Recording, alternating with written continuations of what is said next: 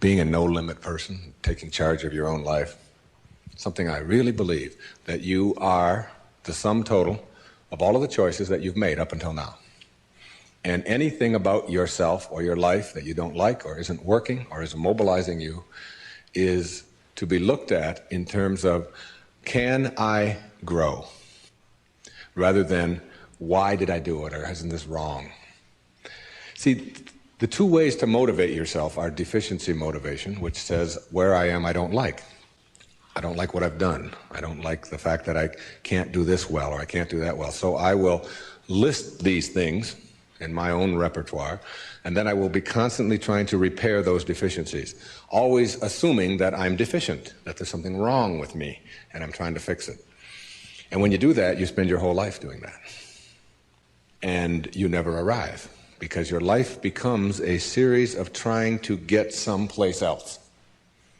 And it is, if you follow that, if you live that, if you behave that, then what happens to you is you become a person who will always suffer from this disease called more. You always have to have more. Because whenever you are getting where you want to go, let's say you want $100,000 in the bank, and you work, and you struggle, and you deny yourself, and you do all of those things, and you finally you get there, and here you are, you got $100,000 in the bank. All of this stuff over here is, of course, your life, and that is all you know. That's what you know how to, that's how you are. That is your being. That is your way of being. So that when you do get here, what you will do is say, this is not enough. You must, a no-limit person is never operating from deficiency or from lack in their life. They're never saying, I don't have enough.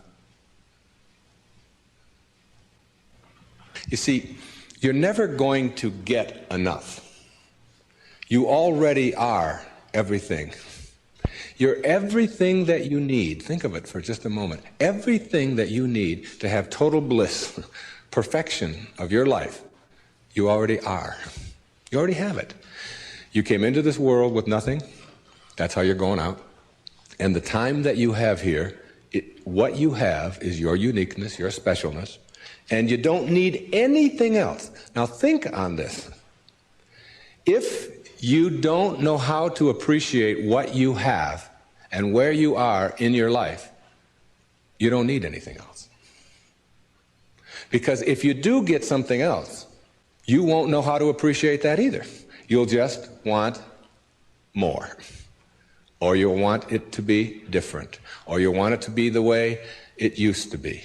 Or you'll want someone else to be the way you think they should be. Successful people or no-limit people or self-actualizing people or inner-directed people, whatever labels that have been put on them by great thinkers and philosophers and therapists and people that have looked at human beings, these kinds of people are people who always have enough. There are some people, if you invite them over and you say, you know, I'd like you to come over tonight, and I'd like you to stay over if you can, instead of having to drive back. And they'll say, well, can you stay? And I say, well, I don't know if I can stay or not. Well, you could sleep on the cot. Oh, no, I could never sleep on the cot. I can't sleep on cots. I got a sciatica. Don't you know that I have back pain and cots? No, that's out of the question. I couldn't sleep on a cot. And what about breakfast? Well, we don't have any food, but we have some old grapefruit that are in the refrigerator. They have a few spots on them. Oh, no, I could never eat grapefruit. And spots? No, thanks. I can't eat grapefruit spots. I just couldn't do that, you know. And these are people who never have enough. They are not able to be flexible and to change. And there are other people, if you say, would you like to sleep over? We got a place in the sewer. Hey, that'd be great. I can handle that. No problem. I slept there before. It's all right. And all we have is grapefruit. Oh, I love grapefruit. Well, we've got spots on them. Oh, I really like grapefruit spots. Those are terrific. I'll go for those. There are some people who can handle anything, not because their circumstances are different. You see, your circumstances have very little to do with your fulfillment in life. Very little. It's how you're approaching your circumstances. It's your attitude towards your circumstances that make all the difference in the world. And taking what you are and accepting it. This is a little advertisement that was in the Detroit Free Press. For last September, I was giving a speech at the Unity Church of Today in Detroit, and it says, Dr. Wayne Dyer will talk about your inner child and how to deal effectively with problems in all relationships. And it was a real nice ad, you can see that. Then on top of the ad, in the same paper, there's another ad. And the ad says, face it.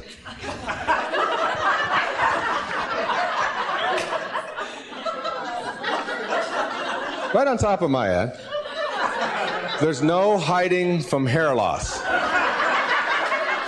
And they got a picture of a guy with a box over his head. And they have a before and after guy there. And the after guy looks like he's just found fulfillment. And it says, you can't run and you can't hide. Hair loss is a problem, and unless you take action, it will continue. Now, we've got to look at this in terms of what I can do with this and how I can handle this. See, my daughter helped me with being bald a long time ago. She said, Dad, you're not really bald. Don't think of yourself that way. She said, you're just about this much taller than your hair. That's all. Just sort of a nice way to look at it, too. I just sort of outgrew my hair. I sort of transcended my hair, if you will. All right?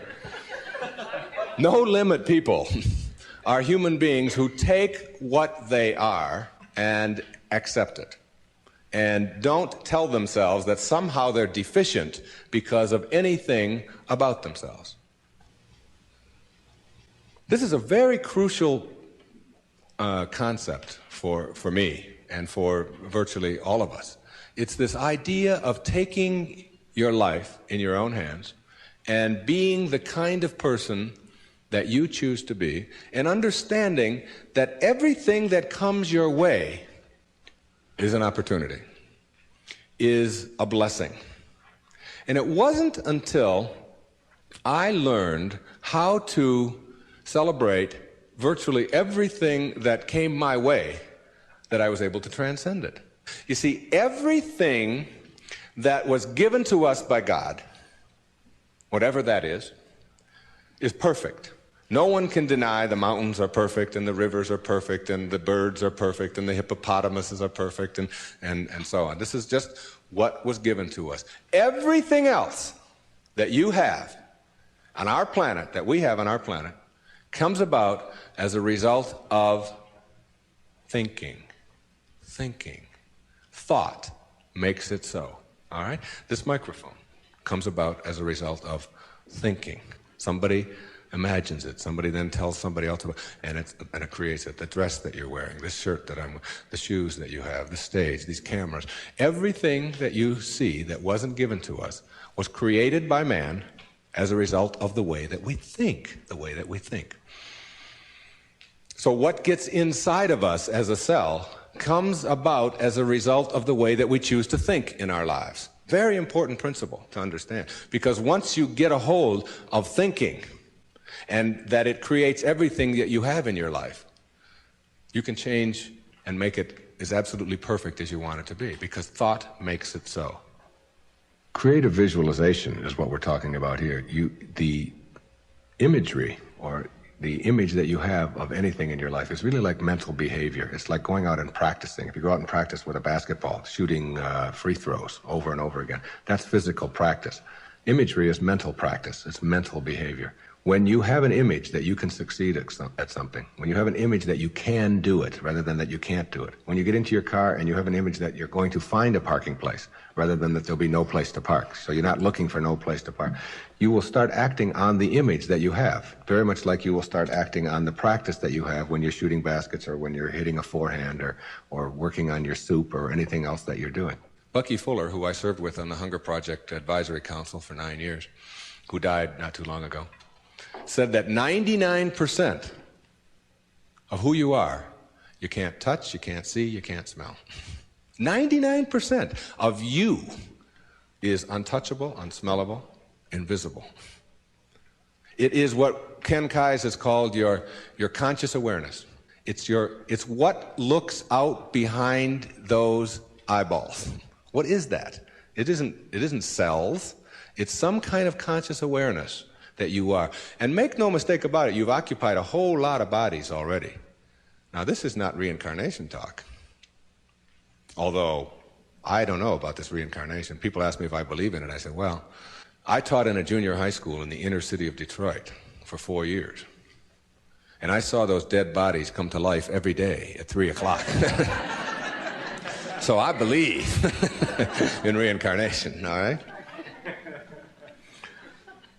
Now, if 99% of who you are you can't touch and you can't feel and you can't smell, then what is it? Who is it? Where are you? What is this thing called your essence or who you are? And where does it go?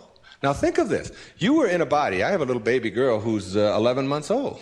And we were all in a body that size. Well, it's only a body about this big. Got fingers only this long. You know? Got tiny, tiny little parts all over the place. I mean, she's only this tall. Now, is that her? Is that her essence? Because I have other children who are much older, and I am much older than that, and I can remember being 3 and being in a different body. Still me, still my essence there, different body, totally different. Doesn't even look anything like when I was 11 months old. And then I was 13 and had a funny body at 13. But still my essence was there in a whole new body. Hairs growing all over the place that I didn't understand, all kinds of things happening to it, you know. Then hairs falling out of it later on, you know. Looking at those hairs that fall out and say, what held it in yesterday? You know, I don't know. I don't even understand that, okay? And so it's like who I am has been in many, many bodies already, all right? And that essence, you see, everything on our planet that is alive can never die. It can never die. Life doesn't die. It just transforms. It just moves on to new places and new ways of being, new ways of being. And the way of being that is the most transcendent of all is this way that comes from seeing yourself as love and only having that to give away. Only having that to give away. Let's say I were to stand up here in front of you and just visualize for a moment that I have an orange. And I take this orange and I squeeze it as hard as I can squeeze it, okay? What's going to come out? Juice. What kind of juice? Orange juice. Apple juice, any chance? Once in a while? Come on, now and then. A little mango juice come out of an orange once in a while?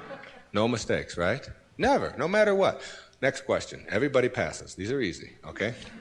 Why, when you squeeze an orange, as hard as you can squeeze it, does orange juice come out? Because that's, not because it's an orange, because that's what's inside, isn't it? On our planet, when you squeeze something, what comes out of it is what's inside. Not too difficult, all right? Does it matter if your mother squeezes the orange?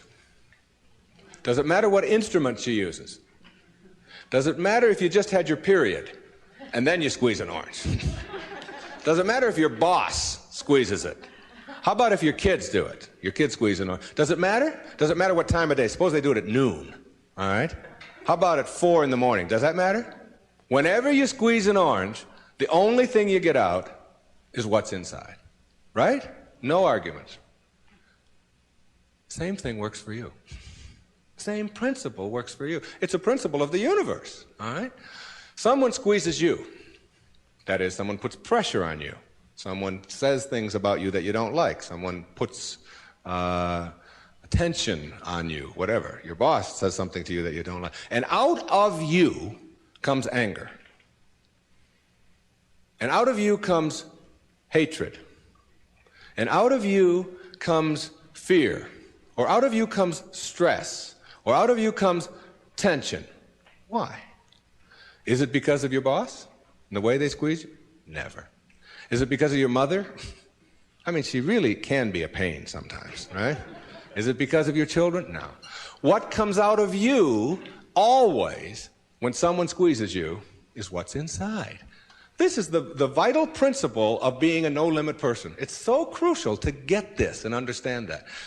That if you have any hatred in your heart for anyone in this world, or any anger, or any fear, or any of those things, it has nothing to do with the rest of the world. It only has to do with what you put inside. Now, how does what gets inside of you get there? That's the key. How does it get there? As you think. Only as you think. You see, there's no anger in the world. There's no stress in the world. There's no tension. It's perfect. We've already established. It's perfect place. It works just fine. It's all flowing the way it's supposed to flow. The evidence for it is, it is. That's all the evidence you need. Just look around you. Everything out there is a miracle. Everything, including you. There are no mistakes. It's all perfect. And everything that happens to you in your life, whether it's a trauma, whether it's a disease, whether it's somebody treating you in a certain way, there's a lesson in all of it. No limit people understand the lesson in life and therefore celebrate the lessons. It's true. And when you get to that point in your life where you're not cursing the things that come your way and blaming the things that come your way, and particularly blaming it on somebody else, and you hear it all the time. She hurt my feelings. How's that possible? How can anybody hurt your feelings? Your feelings come from your thoughts.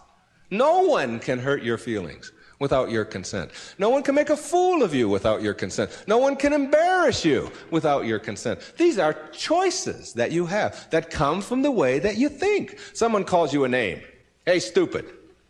And you turn around. I didn't even tell anybody I was coming. How did they know that, all right? And then you blame the person who called you a name. Instead of saying, that's just their opinion. That's just where they are. That's where they are on the path. And it's okay. All of you are in relationships, right? Everybody has a relationship of some kind or another. In your relationship, you have any problems? Any of you have a relationship and you don't have any problems? I'd like you to take this microphone. I want to sit down and listen to you. Everybody in a relationship has problems, don't they? Right? Now, when you say, I'm in a relationship, I got problems. Therefore, there's something wrong. Something's really wrong, right? Now, if you're in a relationship and you have problems and something is wrong, you got to call in a consultant, right? You got to call in somebody to help you with the problems. You don't want the problems to go on. Who are you going to call in? You only got yourself. That's all you got. You might get a therapist once in a while, but they got worse problems than you do. The only consultant who can help you with your problems is you. And who is that consultant that you're calling in? We've already established that there's something wrong with that person, right? Something wrong. So now you're going to call in a disabled person to deal with your problems in your relationship, right? Now, this is a really sick approach to curing your problems.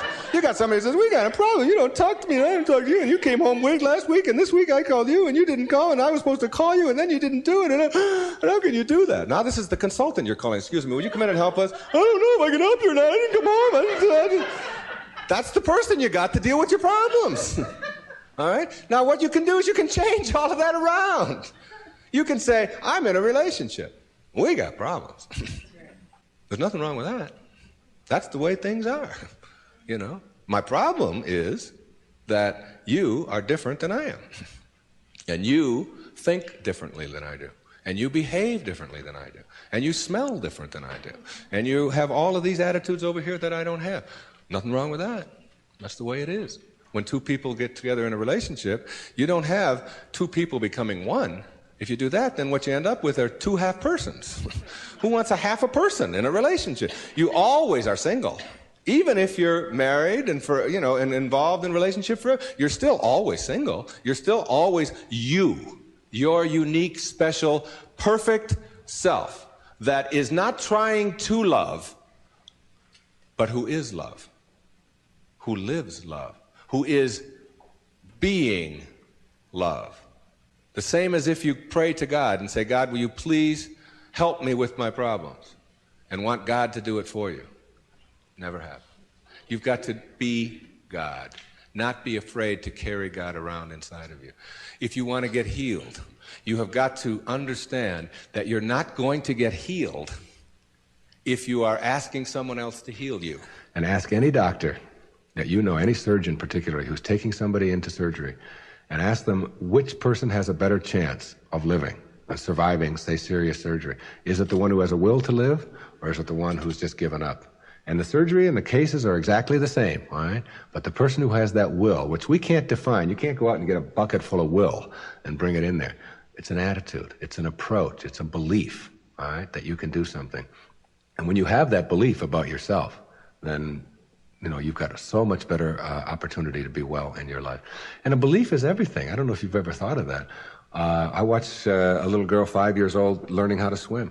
And she's holding on to the edge of the pool, and she wants to get over here to the steps. And it's just 5 feet or 6 feet, and she'll let go, and then she'll hold on again. And she'll let go, and she'll hold on again. And finally there comes a time when she lets go and goes for it. Okay? You've seen this with your children, you've seen it. And what you ask yourself is, in the moment before that when she was holding on, and then look at the moment afterwards, does she have any different skills? What's changed? Yeah, the skills she didn't have any new skills. She didn't learn any skills in that second. What she has is a belief that she can do it. And when you believe it, when you really just believe that you can do it, that's what allows you to swim. And when you think about it now, do you know how to swim?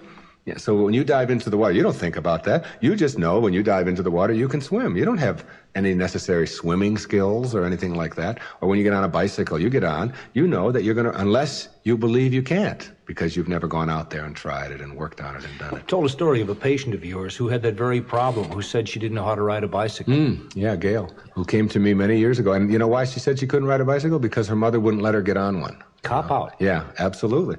And she had these beautiful big white teeth, and her mother had always told her you could fall and break your teeth, and I wouldn't want that to happen to you. So here she was now in her 30s, and telling me that she couldn't ride a bike, and she was in therapy. And I said to her, okay, let's go. She said, go? Where are we going? I said, well, I've got a bicycle downstairs, and I'm going to show you how to ride a bike. I'm going to have you teach yourself how to do this. And she said, look, I didn't come here to pay you the kind of money that I'm paying you to have you teach me how to ride a bicycle. I came here to find out why I can't. I said, oh, well, you're going to need another 30 seconds of therapy, easy, okay? The reason you can't is because you never got yourself on a bicycle. And until you do, you never will know how, and you just believe that you can't. Oh, that's the end of that. There's no more to talk about that. Now, what we have to do is get you to get out there, and we went downstairs, and it was a woman's bike, and I've helped a lot of people to teach themselves how to ride a bike.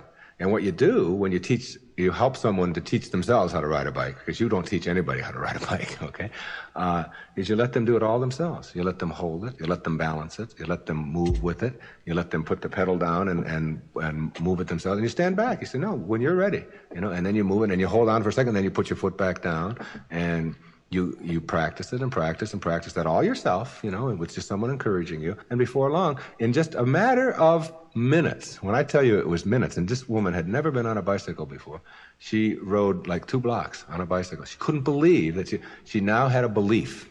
Being, to me, means seeing the greatness and the uniqueness in you and never letting anybody else convince you to the contrary. When people ask me, come on, you're always talking about being up and you're always positive and so on, you mean to tell me that you're always that way? I say, yeah, I really am. And it isn't because I'm out there doing something in an artificial way. It's an authentic response to my having gotten the junk out of me. And the junk is the way that I used to think, the way that I used to think. Think for a moment, if you can visualize right here, a clock. A big clock. And the hands on the clock go from 1 to 12. The clock starts right out here with the minute hand, and it goes over towards the 3, the hour hand, minute hand. And that's the time in your life when you are moving away from yourself, from your true self. That's the time when you are trying to put other people down, trying to prove that you're bigger and better than somebody else, trying to make yourself right all the time, as opposed to being with somebody else. It's like you're moving away, and a lot of people spend a lot of time moving away from their true self, because your true self is this little child. It's this beautiful little child inside of you that has only love and acceptance for everything in the world, and no dis-ease, no absence of ease. You move away towards the 3, and then you move down here this way, and you're still moving away from yourself until you hit the 6. The 6 is the point in your life, symbolically, metaphorically here, when you are the furthest away from yourself that you can be. It's the low point in your life. It's the point where many people break down, or many people break down their relationships, or they feel full of despair, they feel full of hatred, whatever it may be. And a lot of people die then. A lot of people are put into hospitals then. A lot of people have to really seek out therapy then, and so on. And when you're at that sick. There's another part of the clock that goes from 6 to 12 that I think of as living in the light. And this is when, and see, this clock hand never can go back.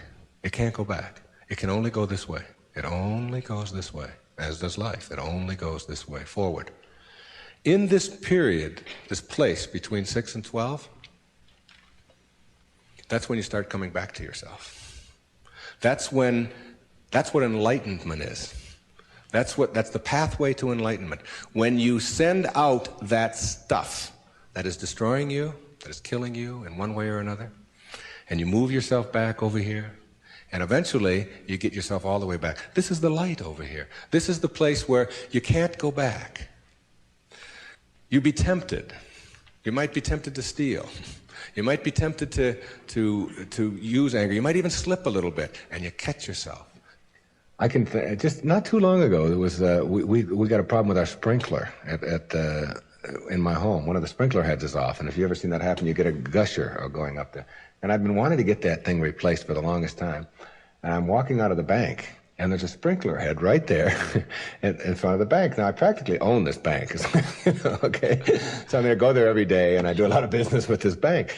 And I'm looking at this sprinkler head, and I think, all I have to do is just unscrew this thing. It wasn't on or anything. They'll replace it tomorrow morning. It's 98 cents or whatever. So I actually get down there, and I start turning the sprinkler. And then I start thinking, do I want this karma? Do I want to steal? Do I want to take? I know it's only a 99, and if I went into the bank, they'd probably give me one anyway if I asked them. And then I just turned it back, and I said, if I want a sprinkler head, I'll go and buy one for myself. This doesn't belong to me. It was just like a split second of weakness there or whatever, but it illustrated to me that I can't go back there. I could never. And there was a time in my life when I could have done that. I can be absolutely frank with that. I could do that. I can't go back there anymore. That's where you start.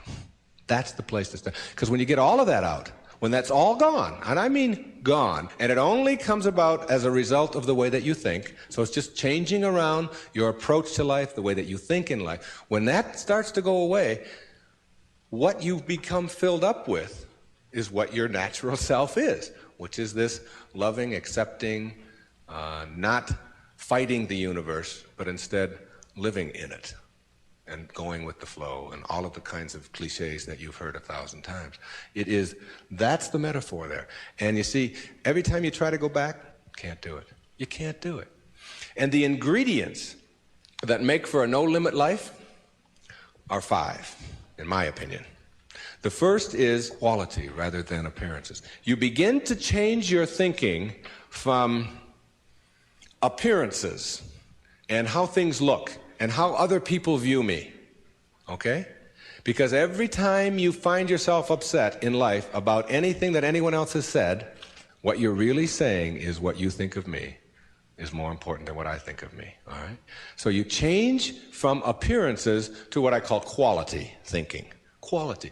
What is the quality of my life, rather than how does it appear to others?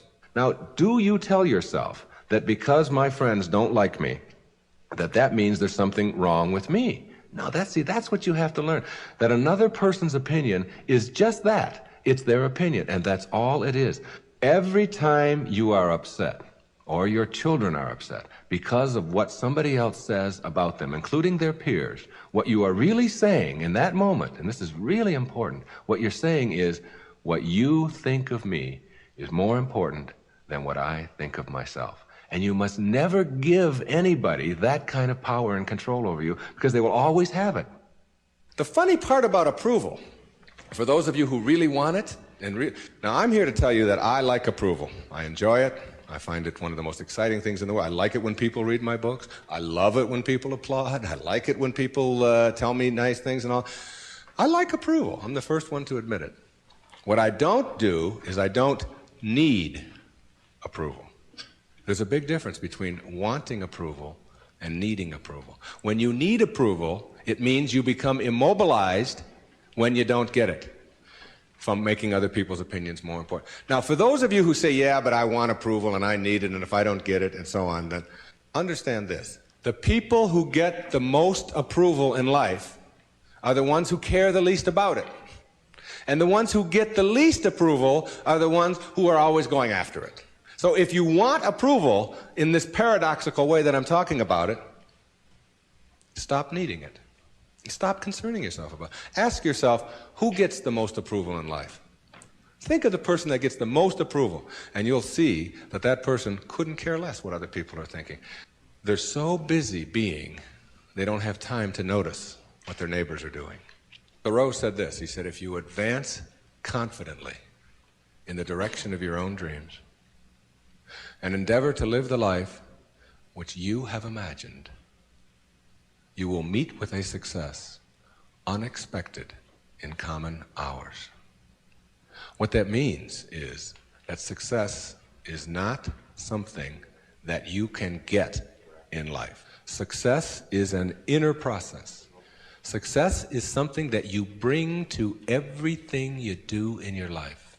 It isn't something you get out of what you do. And when you get that, and you learn how to get the junk out, and advance confidently, doing what makes the most amount of sense to you based on your inner signals and the one issue of morality, which is you never interfere with anybody else's right to do the same. Each person has their own right to advance confidently in the direction of their own dreams. And when you violate that, you're violating the principle of the universe, the essence of the universe, which is cooperation and harmony. Then success will begin to chase you. And it will come into your life and arrive in your life in amounts that you never dreamt of before. That you never dreamt of. Things will start happening to you that you would never imagine before. I'm working on a book right now that's going to be called You'll See It When You Believe It. And when you start believing in some of these principles, you'll start seeing things that you were blind to for so long. When you were back here in the 2 and the 3 and the 4 and the 5, when you were moving away from yourself, as long as you're moving back towards your universal essence, your harmony with yourself, your cooperation with the rest, things will start happening in ways that you never dreamt of. Jung called it synchronicity. And it's a term that we use to explain how unexplainable coincidences sort of happen in our life. And how come these things happen? I'm going to share a couple of those with you before we leave.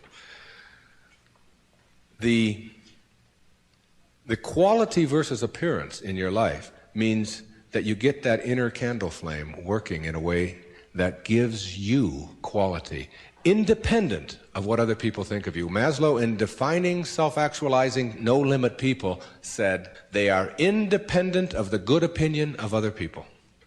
Of the good opinion of other people. Independent of it.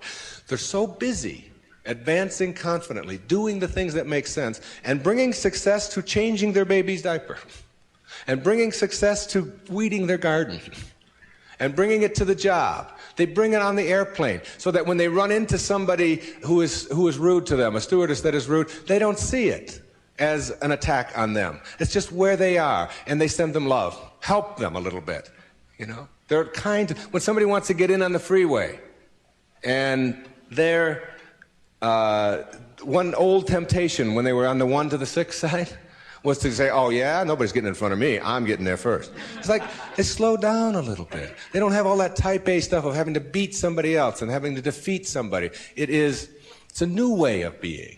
It's a way of quality where your harmony allows you to cooperate, and you are a part of what this whole thing is about. New way of being, quality rather than appearances. Another new way of being, very important. Living your life on ethics rather than rules. Ethics rather than rules. All these rules, all these ways of having to do things, somebody else dictates to them. Do you know that some of the most immoral acts in the world have been perpetrated in the name of the rules? These are the laws. What do you think Nazi Germany was all about? Everybody doing all these horrible things to other people. I'm only doing my job, was the defense we all heard at Nuremberg. I was just doing my job. If it's an immoral rule, it's immoral to obey it. And self-actualizing people, as Maslow tells us, have rules inside of them that they could never obey, never disobey, ever. And they have to do with ethics, how you treat people. How do you think we get to where we are now? You know who Rosa Parks was? The woman in the South, the black woman in the South who said, not today, I'm not going to the back today. No way. I know what the rules are. The rules were all over the place. If you needed a reminder, there were signs every place. Colored in the back, white in the front. And she said, no, I'm sitting here. And that made all the difference. Ethics, not rules. When your children start disobeying rules that need to be disobeyed, don't be surprised. When I was in the service, they had a policy on Guam, where I was stationed, which would not allow the Guamanian civilians to shop in the PXs and the Navy exchanges. But they did allow all other civilians to shop in the Navy exchanges and PXs. But if you were Guamanian, that is, if your skin was dark and your eyes were shaped a little different, then you couldn't. A clear, outright violation. I was a serviceman. I was in the Navy. I was a communications cryptographer. They had a newspaper in the Guam Daily News, and it said, an invitation to speak your mind. And it was a letter writing contest. And they offered $75 to the first prize winner. $75. This was 1961.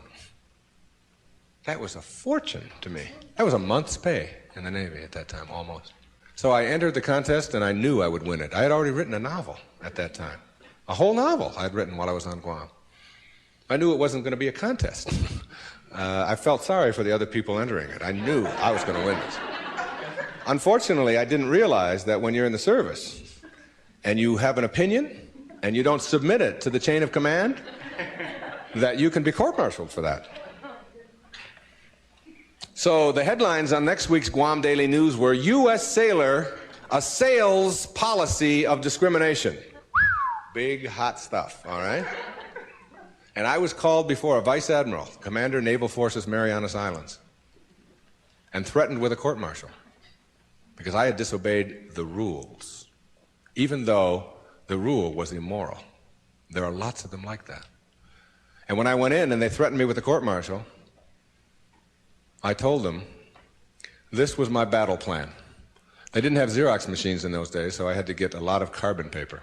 I wrote a letter to President John F. Kennedy, and I wrote a letter to the Secretary of the Navy, and I wrote a letter, my hometown was Detroit, I wrote a letter to the Detroit News and a letter to the Detroit Free Press, telling them what was happening to me as a result of just expressing my opinion about an immoral act that was going on over here on Guam. And I showed the naval vice admiral my letters right there. I said, I've only sent the one to the president and the secretary of the Navy.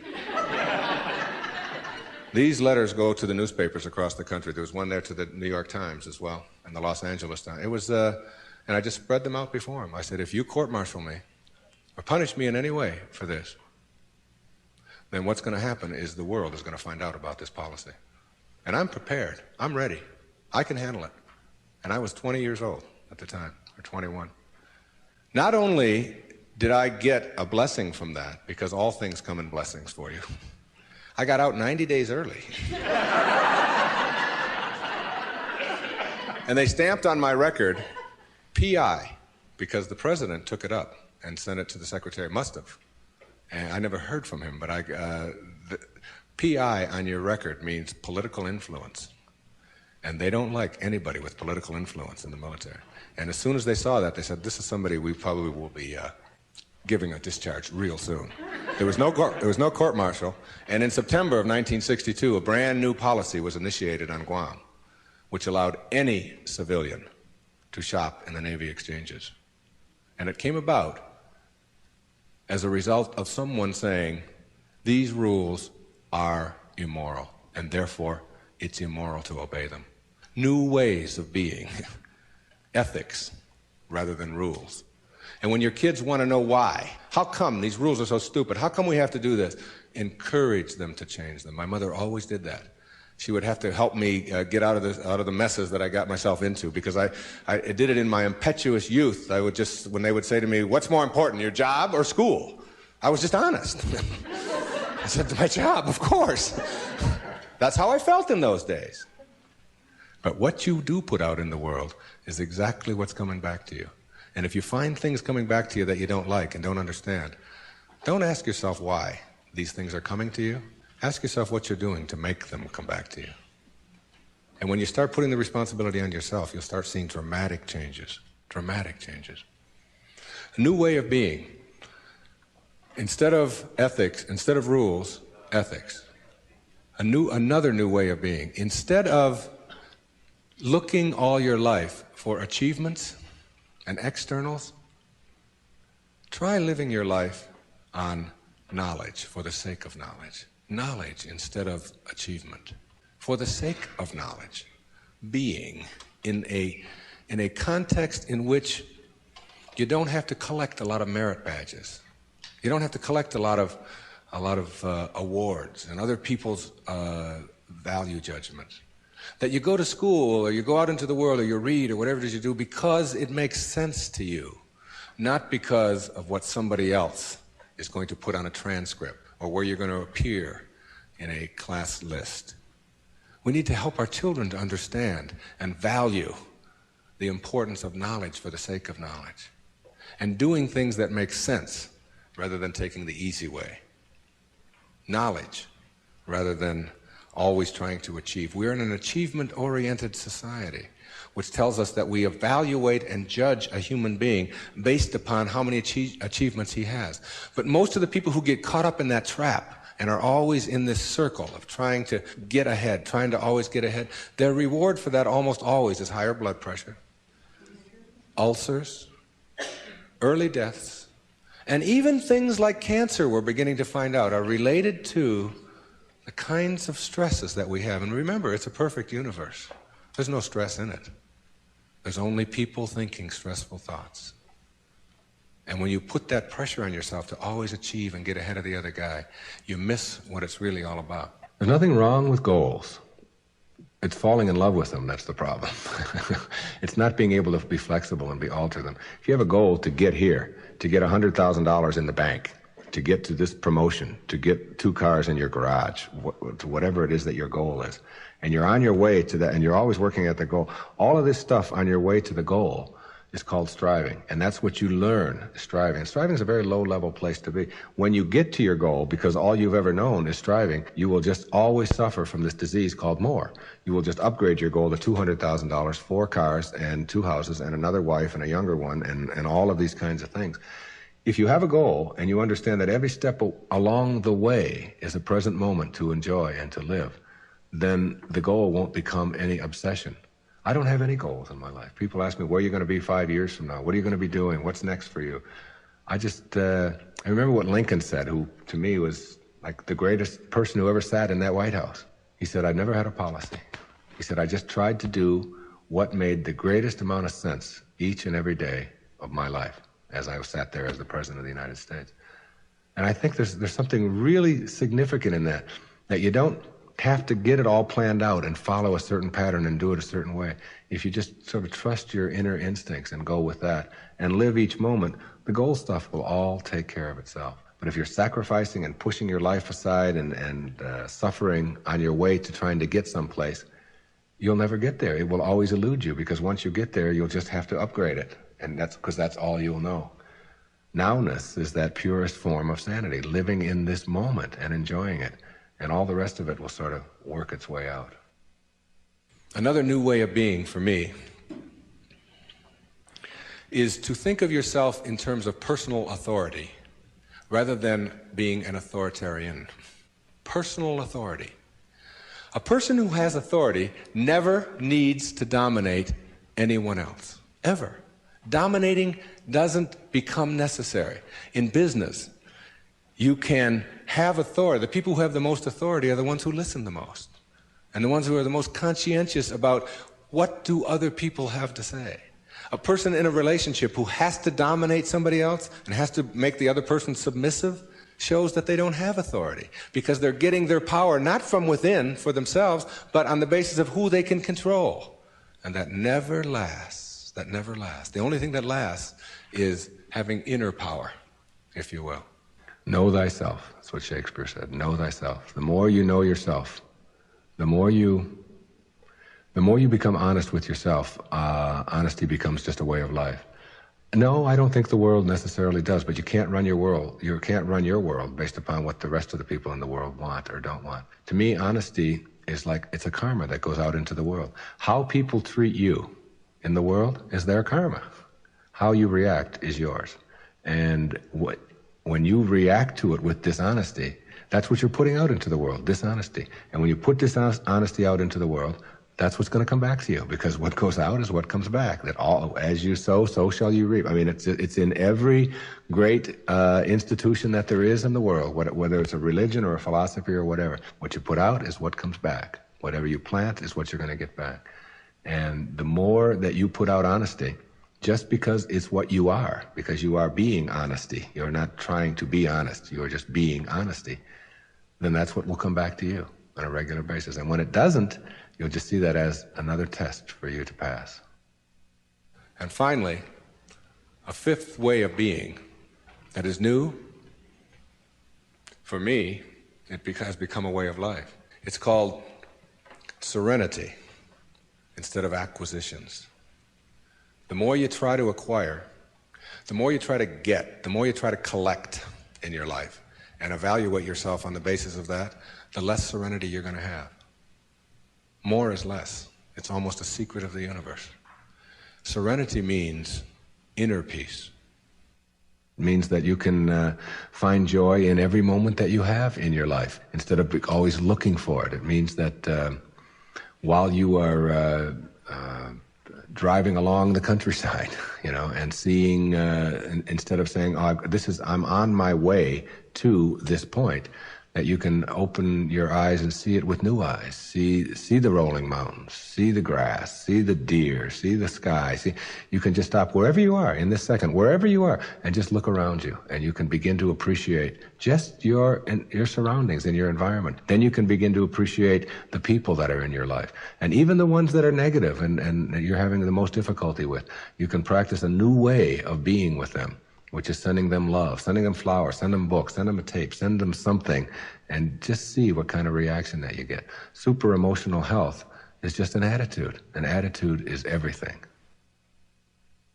I want to summarize these new ways of being and give you the most important ingredient on the path as we leave. I said that it's quality in your life to be focusing on rather than appearances, and it's ethics rather than rules, and it's knowledge rather than achievement all the time, and it's being personally an authority on yourself rather than authoritarian and trying to be dominating someone else or to be dominated, and serenity, which is the name of my little girl, my youngest daughter, Serena, rather than acquisitions and accumulations and trying to prove yourself that way. And when you get that serenity, which comes from the way that you think always, then you will replace all of the other junk that keeps you back here between 6 and 1 on that clock. And once you get past it, you'll never, ever be able to go back. Because the light, living in the light, is a way of being that if you're not there, you don't get it yet. But once you see it, and once it begins to take over your life, you can never go back. That is your purpose. Your purpose isn't to try to be loving. Your purpose is to be love, and only have that to give away. Well, but there's one other ingredient, and it's really crucial. Forgiveness is the vital ingredient on the path of enlightenment. And if you don't know how to do it, then practice sending out love. Take the person or the people that you're having conflict with, any place in your life, send them something. You don't have to even do it physically. Just send them something that comes from inside. And what's inside is how you choose to think. And if you can make that love and do that, and that is to me the test. Not whether you can love someone when they smell good, when they do everything that you're supposed to, but whether you can love someone who has sent you hate or anguish in your life and send it back. You don't have to forget. You don't have to go back. But you got to get it out of you, because it is blocking you and holding you back. And when I said you'll see it when you believe it, all my life I had wanted to write fiction, a parable. 3-4 years ago, I decided to go off to Hawaii, to Maui, to Kaanapali Beach, and to write. Now, the books that had made the most difference in my life were The Little Prince, Candide, Siddhartha, Jonathan Livingston Seagull, Illusions, Alice Through the Looking Glass, Gulliver's Travels, parables, teaching parables, stories that can tell a message. I went over to Maui, and I sat down on the beach, and I'd been talking about writing this, I'd been talking about doing this, and it was something that... And I have a little girl, and her name is Skye, S-K-Y-E.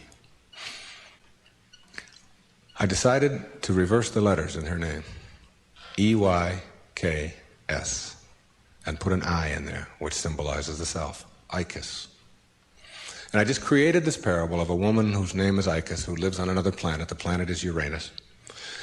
And it's a duplicate mirror image of Earth, only Icus can only see things as they are, not as we would like them to be. And therefore people are neurotic on Uranus because they have to be. She gives the anxiety attack report, if you will, because anxiety really does attack over there, and tells about anxiety coming in on the weekends and so on. Well, my visitor in my parable goes to Uranus, meets Icus. She cannot understand, as he describes Earth, why people would be neurotic by choice on Earth. Why would anybody be unhappy or depressed or miserable when anxiety doesn't attack, and when elevators really don't scare you, and when if you want a complex on Uranus, or you want to give a complex to your wife, you go to the store and buy one. And she says, what happened? Well, my husband gave me a complex, and it's true. Whereas on Earth, if you have a complex, it's because you've chosen to have one. She can't figure it out, okay? So she comes here, observes our people, and begins to see the secrets of the universe, and gives us these secrets, talks to the top leaders in our field. And that was my parable, and I wrote it. She gives all of these wonderful secrets, some of which I've been talking about here today. But what I want to tell you is that my wife gave me a license plate, and the license plate says Icus, okay? It's a vanity plate. And I was pumping gas on Federal Highway in Fort Lauderdale, Florida, and a little man from Greece came up to me, and he said, what means this Ephies, which is how you say that in Greek? And I said, well, that's just a word. It's my daughter's name spelled backward. It's a parable that I wrote. He said, no. He said, in Greek, that's a word. I said, what could that word be? He said, it means best wishes for all. You'll see it when you believe it. The great, big erroneous zone, the cosmic erroneous zone. If you get this one, you'll have it and understand it all. There is no way to happiness. Happiness is the way. God bless you. And thank you for being here.